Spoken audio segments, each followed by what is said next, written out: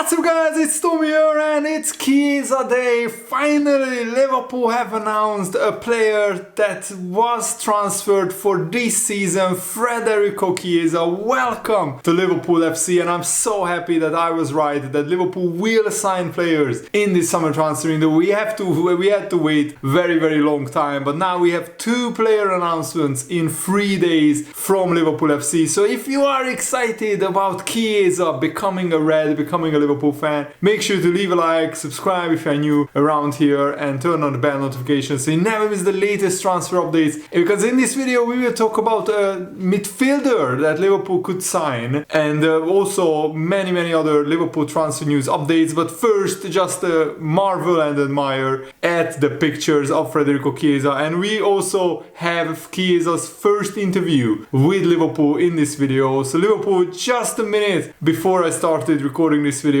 said, "We are delighted to announce that we have reached an agreement with Juventus for the transfer of Federico Chiesa, subject to international clearance." And Chiesa said that when he thinks about Liverpool, he thinks about trophies. So I already instantly like him, and he takes the number 14 shirt. He said, "I'm so happy to be a Liverpool player. When Richard Hughes called me and he said, 'Do you want to join Liverpool?' I said yes immediately, because I know the history of this club and I know what it represents to the fans. So I'm so happy and I can't wait to get started." He played for Fiorentina 153 times, scoring 34 goals before heading to Juventus in 2020 on a 2-year loan that became permanent in 2022. And he scored the winner in the 2021 Italian Cup final against Atalanta. He suffered an ACL injury halfway through the next season, which sidelined him for nearly 10 months. But apart from that, he's not injury prone. Chiesa actually played more minutes last season than like 15 Liverpool first team players. He played more minutes than Trent Alexander-Arnold, for example. And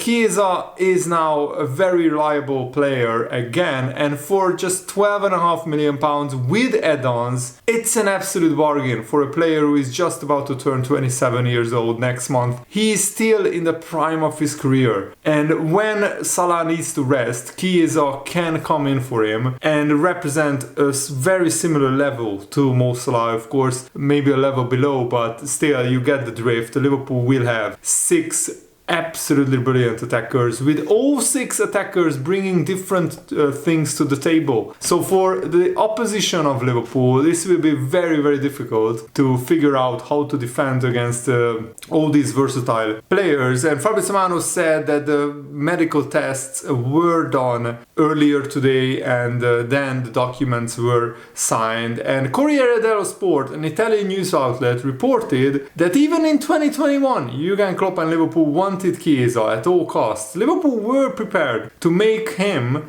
their record signing, and we were even prepared to offer £84 million to Juventus, but Juventus said he's not for sale. So in 2021, Chiesa was worth 84 million to Liverpool. So now, a few years later, Chiesa is even more experienced. We get him for 11 million. It's the bargain of the century, I'm telling you. A Gazzetta, an Italian news outlet, revealed that Chiesa will earn around £115,000 per week at Liverpool, which is a little bit higher than what was reported earlier, but still it's a moderate salary compared to Salah's £350,000 per week. Liverpool can more than afford his wages because the transfer fee is low. And former chief executive of Aston Villa and Everton, Keith Wine, said this about Liverpool's potential business in the transfer window: "There will be 2 more players definitely coming in. There will be 2 incomings at Anfield. They have had a great start to the season and played some nice football." And this was said before the Chiesa transfer. So if Liverpool would sign another midfielder, I think our transfer business would be pretty much completed. But the fact that we are keeping Tyler Morton suggests to me that Liverpool want more bodies in midfield. And Sky Sports are reporting that the full value of the deal could rise to £12.5 million,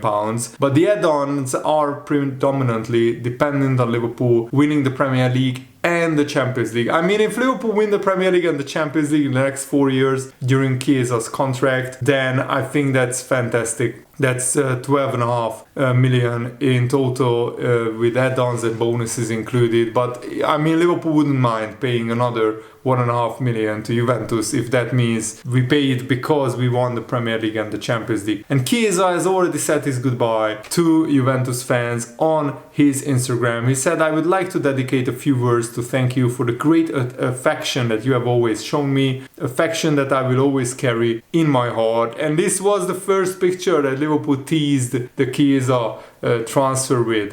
And Fabrizio Romano, even during the process of Liverpool and Chiesa signing his contract, tweeted that they are all signing all documents right now.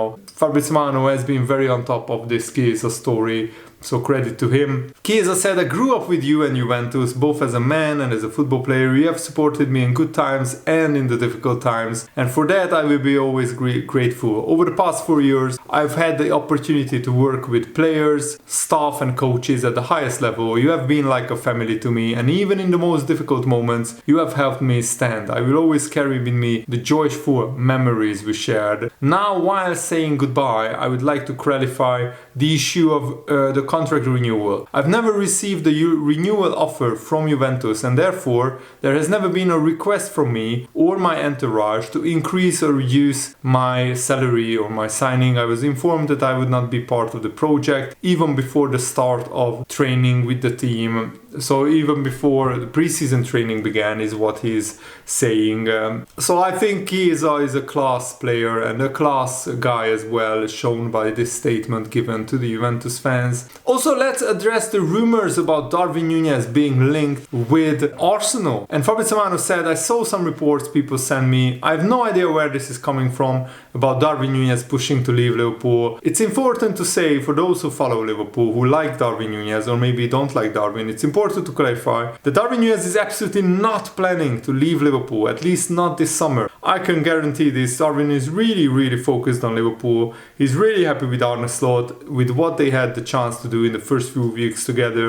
He's very happy with the new approach under the new coach. Full focus for Darwin on Liverpool. Obviously, this season is going to be important. He wants to feel like an important player. So let's see how the season will go. For this summer, it has never been a possibility for Darwin Nunez to leave Liverpool, and never Darwin was asked Liverpool to go. Never Darwin has asked Liverpool to go. I can guarantee this exactly from those close to Darwin Nunez. And also, what maybe will help Liverpool and also Darwin Nunez to get better under Arne Slot is that Darwin Nunez received a 5-match international ban for his involvement after that pretty bad crowd trouble when Uruguay played Colombia, I think, and Darwin Nunez had to go to the stands to defend his family. What I find harsh is only Darwin Nunez is the only Uruguay player who got a fine and a 5-match ban, and no other Uruguay player got any ban or any fine, even though multiple Uruguay players were involved in crowd trouble as well. So I think that's a little bit harsh on Darwin Nunez, but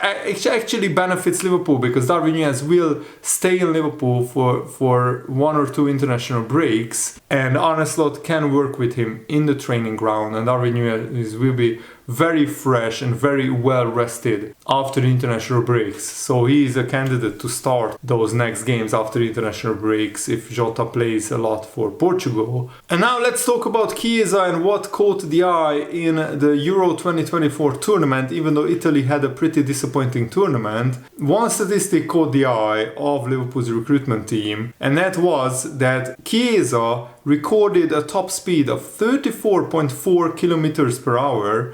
This not only made Chiesa the fastest Italian player at Euro 2024, but it would have almost marginally made him the fastest Liverpool player as well. Chiesa only lost out to that distinction by a fraction with Dominik Szoboszlai, who recorded the Liverpool's fastest top speed in the Premier League last season, which was 36.76 kilometers per hour, beating Chiesa with a recorded top speed of 34.5 at Euro 2024. So Szoboszlai was just 0.01 kilometers per hour faster than Chiesa at Euro 2024, which is absolutely mind-blowing. It's like nothing. They pretty much were the two fastest Liverpool players at the Euros. The reason this will have been flagged up by Liverpool's recruitment team is that there is a common misconception that Chiesa has gotten slower since his ACL injury. This could not be further from the truth. And in his first season back from his injury, his 10-month injury layoff in the 22-23 campaign,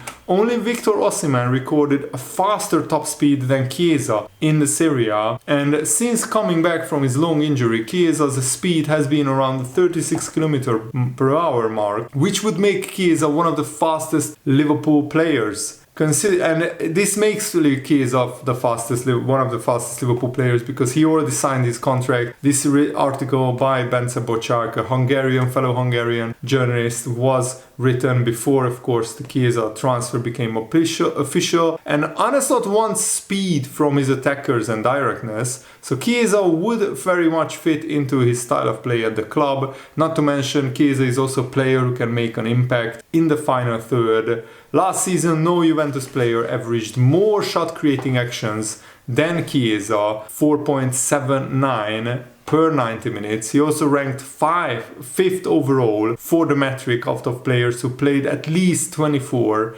90 minutes in the entire league. So those are very, very impressive numbers from Federico Chiesa. I just wanted to share that with you guys, and I'm so excited and so happy that Chiesa is a Red. He's a Liverpool player, and I actually am looking forward to seeing Chiesa in action. Hopefully he will be able to play some part against Manchester United. Imagine if we bring on Chiesa with 20-30 minutes to go, and his incredible speed against tiring defenders will be definitely an asset. Salzburg are also set to complete the final details of a loan deal for Stefan Bajcetic from Liverpool. And this Bajcetic story is very, very interesting because Barcelona came in late and tried to sign Bajcetic, but now Fabrizio Romano confirmed that Bajcetic is flying to Salzburg. No chance for Barcelona, even with attempts they made overnight. Because of financial fair play, Barcelona are blocked from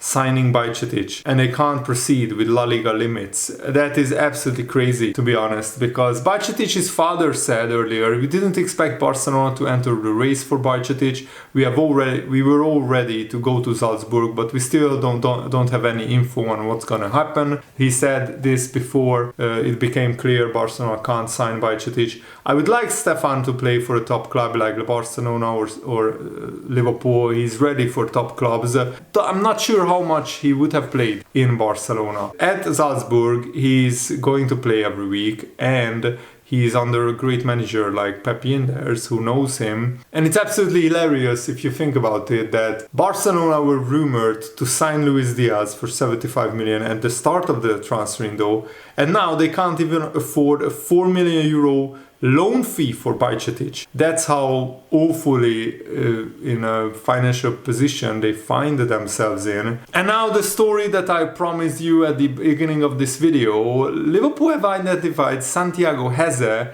as a potential midfield target. This late in the transfer window, it will take a lot for the Conference League champions Olympiacos to allow the Argentine to leave for Anfield. But what is curious is that this transfer plane, which was dubbed the transfer plane by plane trackers, maniacs on Twitter, Liverpool fans who are so dedicated, they tracked the plane that took Chiesa to Liverpool, and then that plane flew Bajcetic to Salzburg, and then from Salzburg that plane flew to Athens. And this, airport in Athens is just 10 kilometers away from Olympiacos' stadium. So that's where some of these rumors are coming from, that maybe this plane will take somebody back to Liverpool for a signing. And some Liverpool fans are saying there is a lot more movement and activity in this window. You've got Bajcetic joining Salzburg in a position that Liverpool are interested in, one of their players. You've got Andre, the Fluminense midfielder, who of course was on Liverpool's radar earlier. He's joining Wolves, and Wolves would likely be competing with João Gomes, who Liverpool have interest in. So Liverpool are interested in João Gomes. Maybe there's potential to be opportunistic. João Gomes wasn't involved in the Wolves squad, so maybe there is interest there from Liverpool. It will be interesting how Andre does at Wolves. Liverpool were keen on Andre last summer when we were in a position that we just needed some kind of workable defensive midfielder, and he became an option. But then we went for Endo, who was a lot cheaper. Andre didn't really want to leave Fluminense in the middle of the season.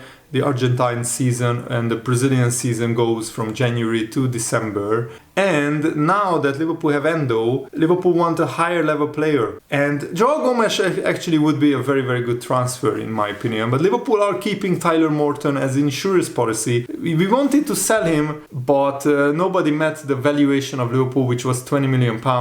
The negotiation with Bayer Leverkusen fell through, and Tyler Morton wouldn't have played a lot at Leverkusen. Liverpool didn't really want to loan him out after we are loaning out Bajcetic. So keeping Morton, I think, is much better. Bajcetic is coming back from an 18-month layoff where he very rarely played because of injury. Tyler Morton is in rhythm. He already played a very good season at Hull City, so he can help Liverpool, I think, this season, and he could be a good backup for Liverpool to call upon when it's needed. We need numbers in midfield, but I still have hope that Liverpool will sign another midfielder. But the clock is ticking. We only have today, tomorrow, and Saturday for the transfer window. So come on, Liverpool, let's do one more transfer. But I'm so happy with Chiesa and Mamardashvili. This is a decent transfer window so far for Liverpool, but we can make it an even better one if we sign a defensive midfielder. And also Liverpool have been rumored to maybe target a centre back, but it looks like we won't because João Gomes is staying. And Arne Slot said about João Gomes, it has been in the right place, his head, for the last 3 weeks. He has worked really hard since he came back.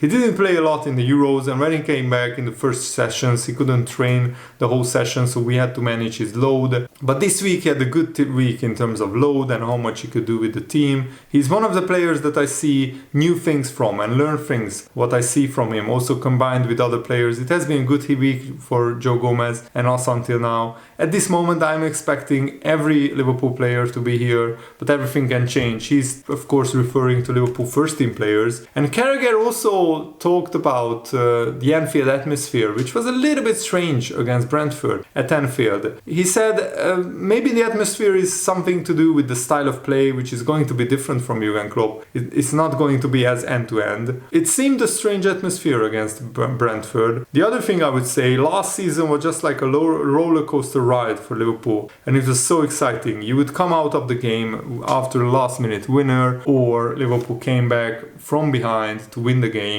It felt like every game was almost like a cup final. But it's not like a basketball game anymore. Stephen Warnock, another ex-Liverpool player, said, this isn't the same type of game. It's more of a chess game with Arne Slot.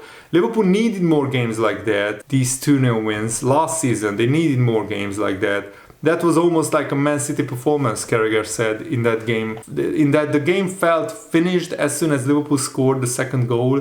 I didn't feel like there was much jeopardy in the game. And again, I don't think Arne Slot's Liverpool are going to be as exciting as Jurgen Klopp, but that's almost impossible. Jurgen Klopp's playing style was one of the most exciting. It's going to be different on an Arne Slot. I'm just interested to know, or sort of feel as the months go on, how it affects the Anfield atmosphere and sort of the support watching it, because it did feel a strange atmosphere, but it is going to be slightly different. Who knows, it still might prove to be more successful, if not more, because I say last season the way Liverpool played, they couldn't keep it going. We conceded too many times the first goal, and we had to push 100 miles an hour throughout the whole game until the end. And going behind, getting last minute goals, that was not sustainable. That's not how you build a title-winning team. You need to be more solid defensively, just like Arsenal was, and hopefully Liverpool will be more solid defensively this season. Anyway, that's it for today's video. Thanks for watching. Have a nice day. Thanks for watching, guys. Hope you guys enjoyed this. Have a nice day. See you later. Goodbye.